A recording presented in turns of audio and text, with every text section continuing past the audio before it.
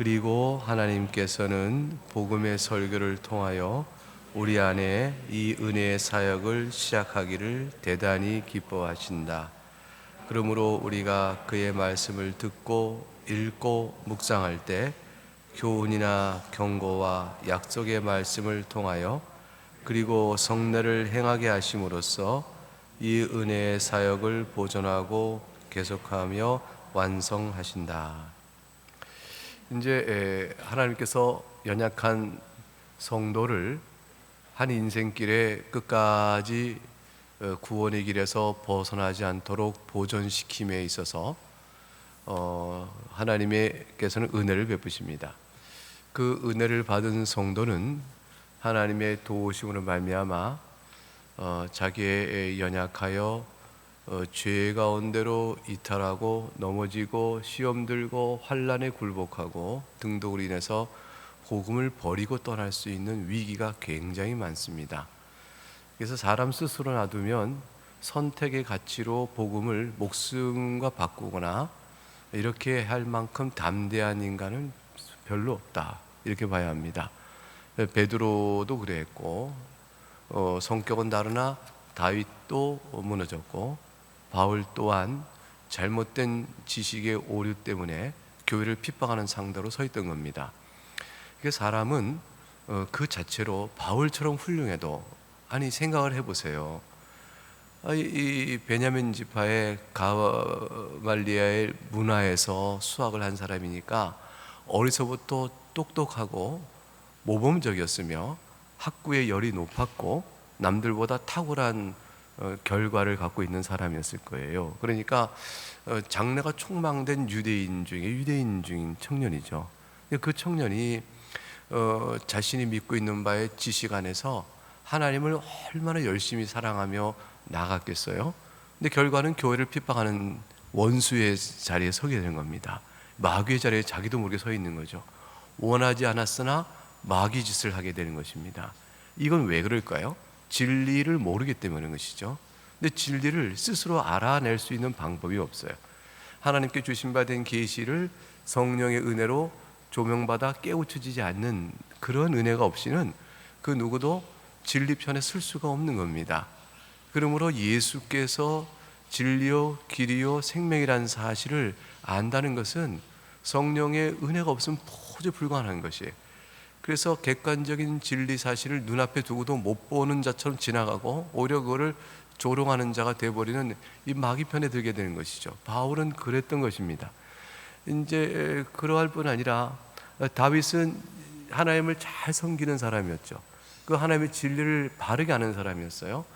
그만큼 진리를 알고 하나님과 사귐과 인격적 교제가 있던 사람이었어요. 왜냐하면 목동 시절에 자기가 곰이나 사자가 나타도 돌팔매로 그를 쳐 죽일 때 여호와 하나님께서 나를 지키신다고 고백한 사람이니까 사실 다윗만큼 체험이 많은 사람이 없는 겁니다. 실제 생활 속에서 자기가 살아온 삶의 형편과 구조 속에서 기회에 따라 도우시는 하나님의 은혜, 받은 은사가 있어서 찬양의 노래를 잘 불렀고, 그래서 그 심성이 하나님께서 보실 때 마음이 내 마음에 합한 자라 할 만큼 맑은 사람이었어요. 그러니까 영적인 지식과 그 다음에 체험과 심령의 그 정서적 맑음, 영적 정서의 맑음은 다윗만한 사람이 사실 없었던 거죠.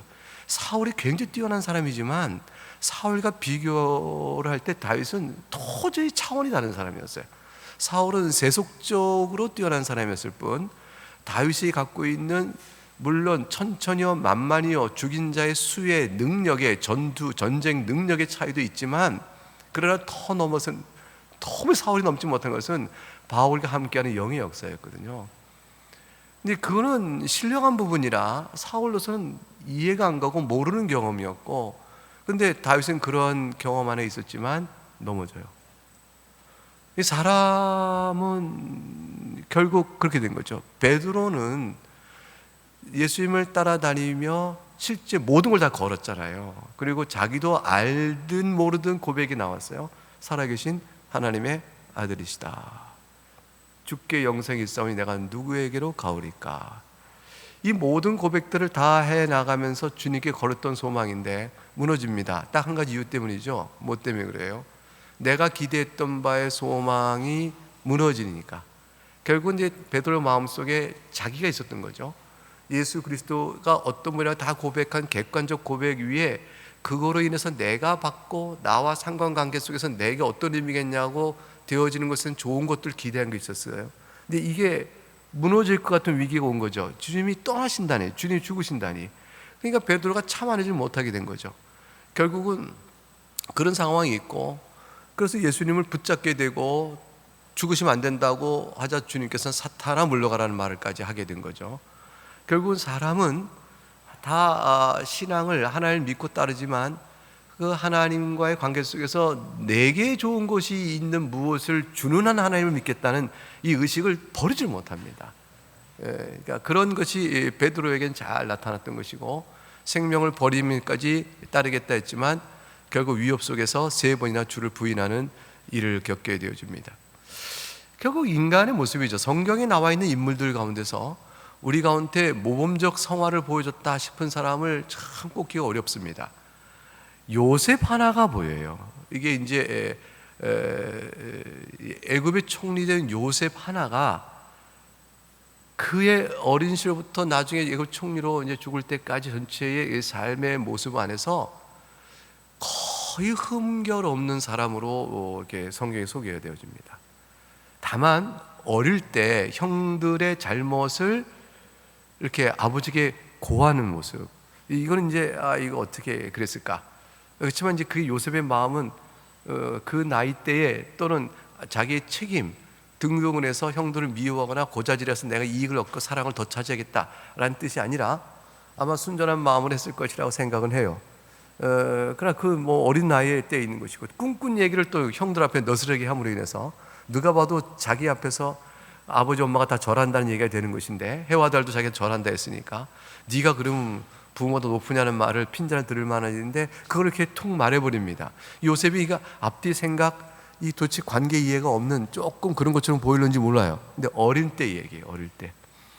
근데 요셉이 어떤 사람인가 하는 것은 팔려간 이후부터 쭉 본래 그가 드러나는데, 옥에서도 주를 찬양하기를 그치지 않았고 감사하고 나갔고, 그 다음에 보디발의 아내의 유혹 앞에 그를 떨쳐내는 모습에 그게 신앙의 그 정수가 드러나죠. 그 예굽의 총리가 됐으나 약속의 여호와를 잊지 않았던 모습, 그건 굉장히 어려운 일이에요. 애굽의 모든 걸 누리고 있는데 어떻게 정신이 안 흐려져요? 어떻게 마음이 안 흐려집니까? 사람이 조금만 자기 분수보다 넘치게 가져도요, 뭐 흔들리는 거잖아요. 근데 아니 이게 이런 얘기하면 좀 그렇긴 하겠지만, 목사님들이 교회가 크면 또 제가 정신을 못 차리는 경우가 있잖아요. 이 교회 타락이라는 거지. 중세 때 교권이 세속권보다 위에 올라가고 모든 당시의 모든 물적 부요가 교회로 몰려드니까 교회가 그냥 타락해 버리잖아요. 이건 어쩔 수 없잖아요. 교인들도 마찬가지죠. 자신이 재물과 사회적인 지위가 또는 원하는 바가 조금씩 넓혀져 가면 교회에서 나를 어찌 보는가 싶은 것부터 마음에 들기 시작하면서 마음의 작용들이 달라지기 시작하거든요.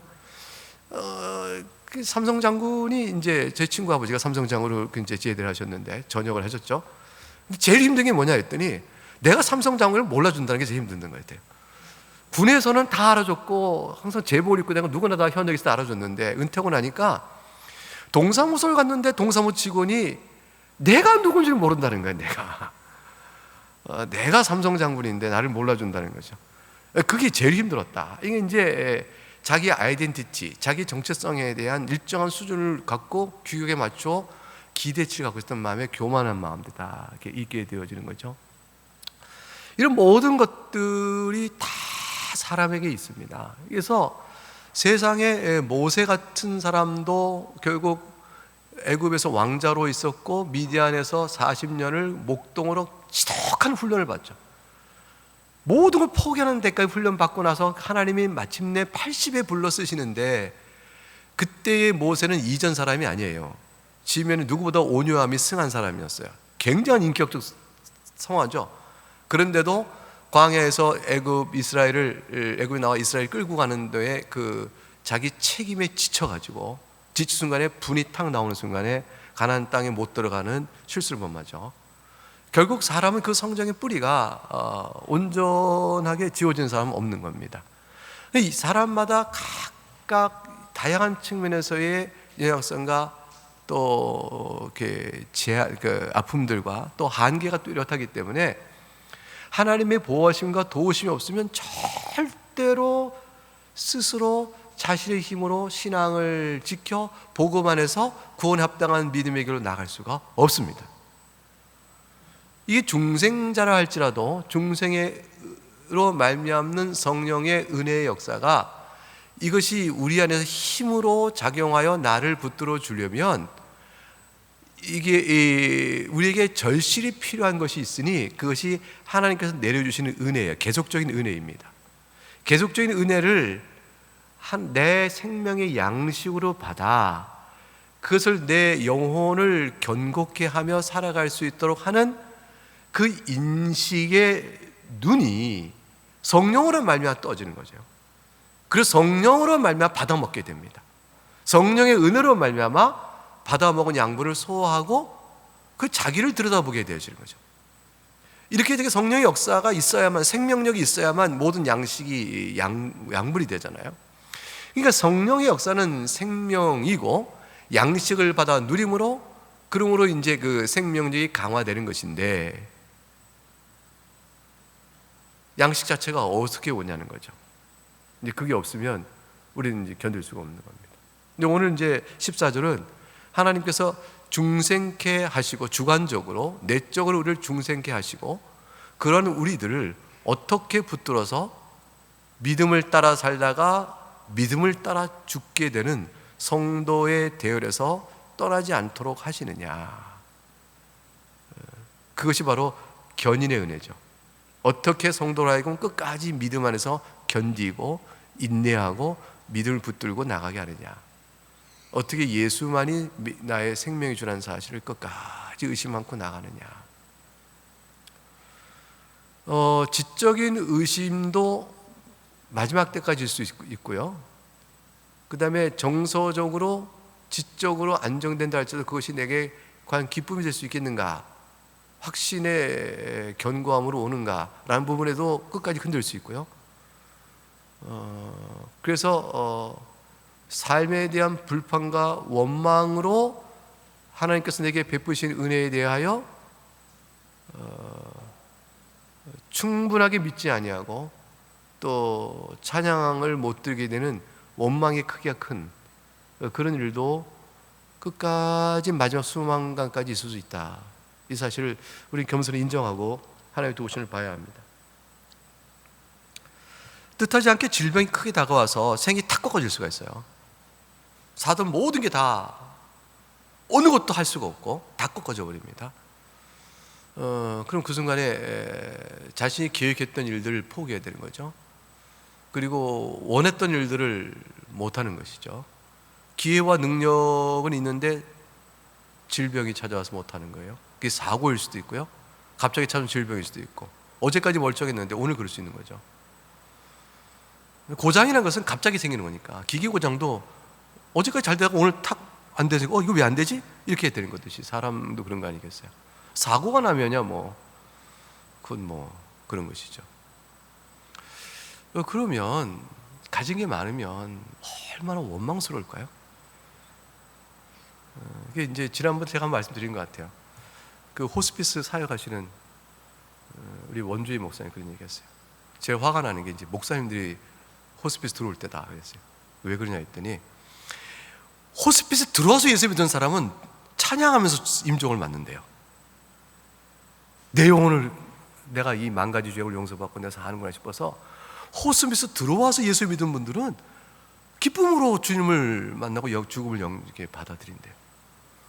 근데 평생 예수 복음 전하다가 온 목사님들은 누워서 싱그둥 해가지고 내가 평생 주를 위하여 헌신하였거늘 어찌하여 나를 지금 데려가시냐.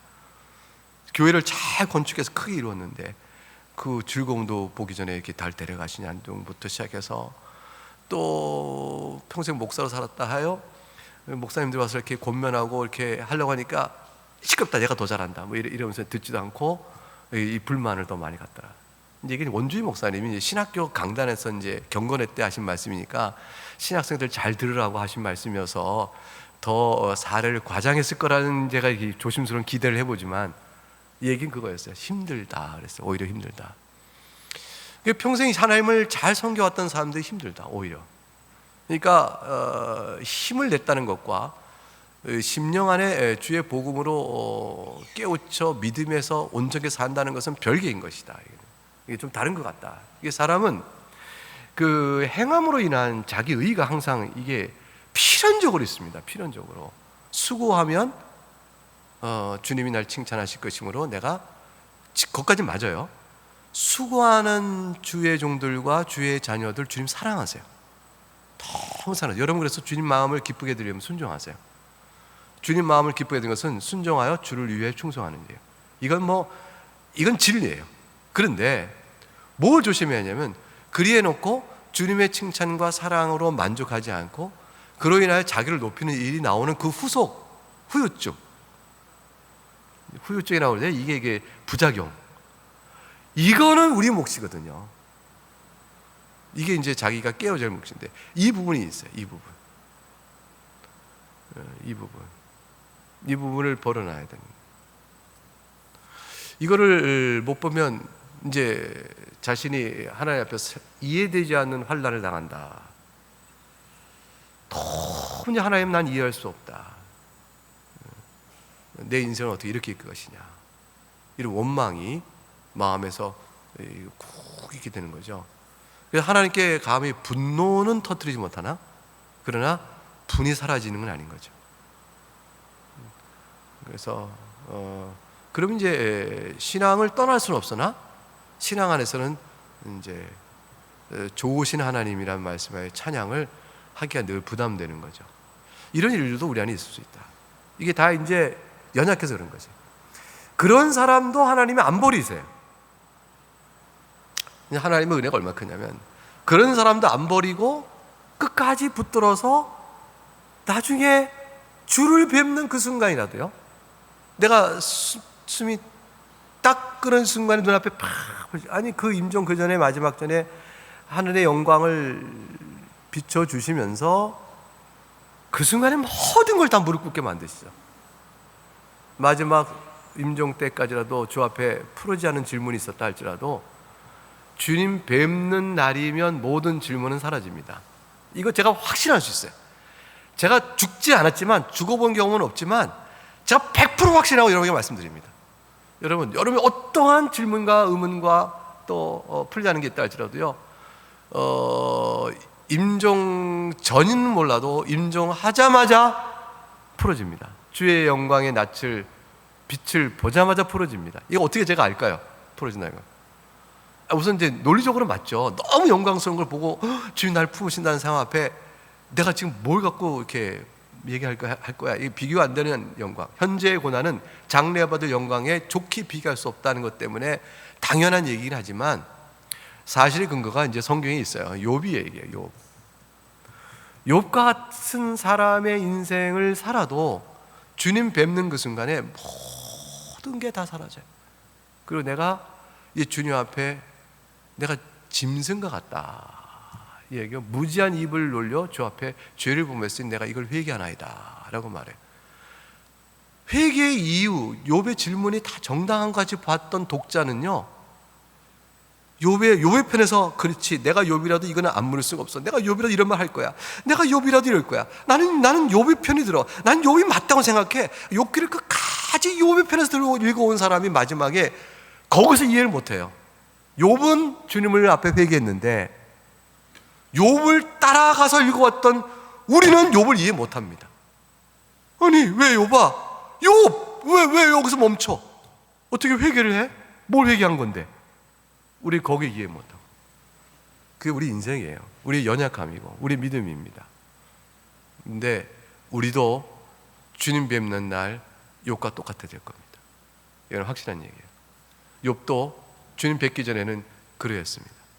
우리와 똑같은 거죠. 우리가 욥만한 고난을 받은 사람이 아니지만 또 욥처럼 경건한 사람들이 아니었지만 우린 욥의 편을 들어서 하나님께 물을 것들이 나름대로 많거든요. 그러나 마지막 때 욥이 무너졌듯 우리는 한번 회개하게 될 겁니다. 그게 이제 하나님의 은혜예요. 이게 성도의 견인, 믿음 안에 우리가 견디도록 붙들어 주신 하나님의 은혜입니다. 그러면 이제 하나님께서 그 은혜를 주시기 위해서 욥에게 마지막 나타나실 때까지 하나님은 어떻게 욥에게 깨우치도록 하셨을까요? 그런 친구들의 도전과 욥이 거기에 대해 반응하는 지혜 부으심 통해서 나타나는데, 통상적인 방법은 우리들에게 계속 교회를 통해 주시는 계속적인 은혜의 방편 때문에 그렇습니다. 그 은혜의 방편이 뭐냐면 오늘 14절 나와 있는 대로 설교와 성례입니다. 이 설교의 말씀을 통해, 예배 중에 듣는 설교의 말씀을 통해서 우리는 지금 말씀드렸던 모든 성경상의 인물들이나 우리의 모든 조건 하에서 하나님께서는 답을 주세요. 답을 주세요. 설교는 특정인을 개별적으로 향하여 선포되는 것이 아니고 회중 다중에게 선포되는 말씀이기 때문에 타겟이 없는 것 같죠. 전체를 향해 말하니까. 그러나 각각 듣는 성도는 이것이 하늘에서 내리는 신령한 양식인 줄 알고 자기가 그 말씀을 자기가 이렇게 받아들임으로 스스로 타겟이 되어야 돼요. 이게 설교 듣는 자세예요. 설교를 공중에 퍼져 듣는 대중을 향한 소리로 듣고, 그래서 나도 대중 중에 하나인 사람으로 듣고, 그리고 나서 더 나아가 여기 장소에서 듣는 이 시간을 이탈하여 하늘에 떠다니는 구름처럼 제3자적 관점으로 설교를 듣기 시작하면 전혀 말씀을 받지 못해. 그러니까 여기 몸은 있으나 마음은 떠나 있어 나에게 주는 말씀인 줄 생각지 않고 듣는 설교, 이건 은혜가 안 됩니다. 전혀 은혜가 안 되게 돼 있어요. 그 다음 두 번째, 몸과 마음이 여기 있다고 하지만 그러나 이것은 나에게 주는 말씀이 아니라 전체에게 주는 말씀이라고 생각하여 말씀은 듣는 자세 속에서 타겟으로 자신을 삼지 않는 것, 그럼 은혜 받기가 어렵습니다. 그럼 뭐가 요 전반에 처음 말한 분은 설교 비평이 되고요, 두 번째 케이스는 저 사람이 들어야 한다는 것이 되는 거죠. 타겟을 자꾸 돌리기, 대중이 들은 말인데 그거야말로 저 사람이, 이렇게 되는 거죠. 세 번째가 설교 듣는 법인데, 그것은 뭐냐면 내게 주시는 오늘의 하나의 말씀이다 하고 듣는 거예요. 이것이 다중에게 모아둔 설교를 하고 있지만 설교 선포자는 특정한 인물을 생각하고 설교할 수가 없습니다. 왜냐하면 그렇게 할 수가 없어요. 어떻게 그렇게 해요? 왜 텍스트를 풀어주고 있는데? 그러니까 또 누구 성도 한 사람을 의식하고 설교하는 것은 나머지 성도는 어떻게 되는 거예요? 그렇게 될 수가 없죠. 그러니까 설교자는 결국 텍스트를 풀어서 전체를 선포할 수밖에 없습니다. 그러면 설교를 누가 받죠? 먹는 사람은 누구냐면 각각이 먹는 거예요. 각각이. 준비된 식당의 음식은 누가 먹을지 모르나 오는 분이 먹도록 되어 있는 것이고, 먹는 것은 자기가 떠먹는 겁니다. 그와 같다 할 수 있어요. 하나님께서 예배 중에서 은혜의 말씀을 선포하십니다. 선포된 말씀을, 그 말씀을 떠먹도록 하십니다. 누가? 성령 하나님의 은혜께서. 그 떠먹는 마음을 주시고, 떠먹을 때 깨닫도록 해주시고, 깨달은 말씀이 자기 심령에 적용되게 하시고, 그리하여 그로 하여금 세 가지 효과가 나타나게 하십니다. 세 가지 효과가 오늘 14절에 보게 되면, 셋째 줄에 교훈을 받게 하십니다. 두 번째는 경고를 받게 하십니다. 셋째는 약속을 받게 하십니다. 이 세 가지가 자기 안에 적용됩니다. 자, 사랑하는 교우 여러분, 여러분 설교 말씀을 들으면서 교훈을 듣습니다. 교훈은 뭐냐면 무엇을 마땅히 해야 할 것이며 무엇을 행하는 것은 아니다. 주께서 우리에게 주신 구원의 복음은 바로 이러이러한 원리에 따라 주신 것이다. 그래서 예수 그리스도의 사역에 관한 모든 내용을 가르쳐 주신 것이 교훈이에요. 그래서 가르침을 받습니다. 아, 이런 거군요. 또 이미 알고 있는 내용을 확인받습니다. 과연 그렇군요. 세 번째, 확인돼서 견고하게 있는 믿음에 기쁨으로 동의가 이루어집니다. 그렇죠. 저도 이미 배워서 그렇게 알고 있어요. 세 번째 뭐가 돼? 정말 기뻐요. 이런 등등의 반응들이 교훈을 통해 줍니다. 근데 두 번째 경고란 건 뭐냐면 잘못한 것에 대한 하나님의 책망을 듣습니다. 이게 설교를 통해 듣는 거예요. 이 경고예요. 그래서 행하라 하는 것을 행하지 않은 것에 대한 책망을 듣고 하지 말라 하신 것을 한 것에 대한 책망의 음성을 듣습니다. 그게 경고예요. 그래서 책망의 음성을 주시면서 회개토록 이끄시는 것, 그게 또 이제 말씀의 효과죠. 근데 약속의 말씀이 뭐냐면 소망이에요. 그런 자에게 위로와 구원에 대한 약속을 주세요. 이게 소망이죠. 그래서 예수 그리스도의 복음의 말씀을 가르침을 받고 그걸 통해서 내가 해야 할 마땅한 것을 하지 않고 하지 말을 걸 한 것에 대한 책망의 말씀을 경고로 듣고 주 앞에서 회개를 하고 나올 때에 모든 것을 용서하시는 하나님의 약속, 구원의 소망의 약속을 풍성히 받게 됨으로 인해서 그래서 치유받고 감사하며 새로운 심령으로 살아갈 길을 원하여 나가는 것, 이게 설교의 세 가지 효과예요. 이게 설교를 먹는 거예요. 먹는 것. 받아먹는, 하늘의 양식을 먹는 겁니다. 여러분이 설교를 듣고 난 다음에 이 세 가지 효과가 있느냐, 그걸 통해 내가 오늘 말씀을 들었느냐라는 거예요. 그러면 이제 양식을 먹은 거죠. 아이가 어디에 이제 갔다 와서 오늘 되게 집에 와서 자랑해요. 오늘 되게 맛있는 거 먹고 왔어. 그래서 뭐야? 아니 오늘 저 친구 집에 갔는데 친구 엄마가 뭘 해줬는데 그냥 거기서 뭐 사줬는데 뭐 음식이 너무 맛있었어요. 뭘 먹었니? 그랬더니 생각이 안 나요. 이렇게 말하는 애가 있어요. 닭고기에다가 이렇게 닭고기 볶음에다가 생선에다가 또 이게 동치미에다가 냉면도 맛있어. 이렇게 얘기할 거예요. 이렇게 먹을 음식을 맛있게 먹고 오면은요, 먹을 음식을 다 기억해요. 근데 평소에 식당에서 밥 먹었어요. 어떤 식당에 밥을 먹었어요. 근데 이제 물어봐요. 메뉴가 뭐였어? 그랬더니 글쎄 생각이 잘 안 나네. 국 하나 반찬 3개였는데. 왜 안 나냐면 평소에 먹는, 제가 이제 학교에서 식사를 하잖아요. 학교에서 이제 먹는데 뭘 먹었나 하면 먹고 돌아섰는데 얼마 안 있어 생각이 안 나요. 가만히 있어봐. 뭘 먹었더라. 국은 국인데 된장국인데 뭐가 들어있더라. 뭘 맛있게 먹은 것 같은데도 잘 생각해. 근데 특별히 맛있는 음식 생각나죠. 말씀을 들었는데 이제 무슨 말인지 알죠. 본문이 생각 안 나요. 그다음에 말씀에 대한 가르침이 생각 안 나요. 말씀을 통해 받은 경고의 교훈이 적용이 없어요. 그럼 100년을 들으면 무슨 소용이 있겠어요? 그러니 뭐가 없냐면 말씀을 통해 얻은 위로와 소망의 약속이 마음속에 힘있게 작용이 안 돼요. 그러니까 삶에 힘이 안 생기는 거예요. 삶의 힘이라는 게 어디서 오냐면 소망 때문에, 약속 때문에 생기는 거거든요. 주님이 오셔. 주님이 내게 주신 은혜가 있어. 그럼 나는 이렇지만, 나는 현재 이렇지만 나를 고쳐주셔. 나는 이렇지만 괜찮아. 내가 없는 것 때문에 슬퍼하지 않을 수 있어. 예수님이 계시다. 이렇게 소망의 약속 때문에 내 힘이 나서 인생을 살만한데 무슨 힘으로 살아요? 복음의 이 소망이 놓치면. 이 세 가지를 없으니까 설교를 들으나 100년도로 소용이 없는 거죠. 영혼이 자라지 못하는 거예요. 근데 하나님께서는 이거로 우리를 키우시려고 그래요. 설교 말씀으로 하나님 우리를 키우세요. 설교 말씀으로 우리를 이끌어주세요. 여러분, 그러니까 설교자 탓도 있죠. 설교자가 잘 가르쳐줘야지. 설교자 말씀 속에 무슨 경고 말씀이 어디 있어? 설교자가 무슨 약속의 소망 준 게 있어야지. 이게 이제 보니까 음식이 아니더라 이럴 수 있죠. 먹으려고 나는 했는데 음식이 아니더라. 그래서 못 먹었다 이럴 수 있죠. 그건 하나님께서 설교자 탓하실 거예요. 설교자는요 참 무거워요. 어난 아티클이 이런 게 있어요. 작은 교회 목회자요, 낙심하지 마라, 그런 게 있어요.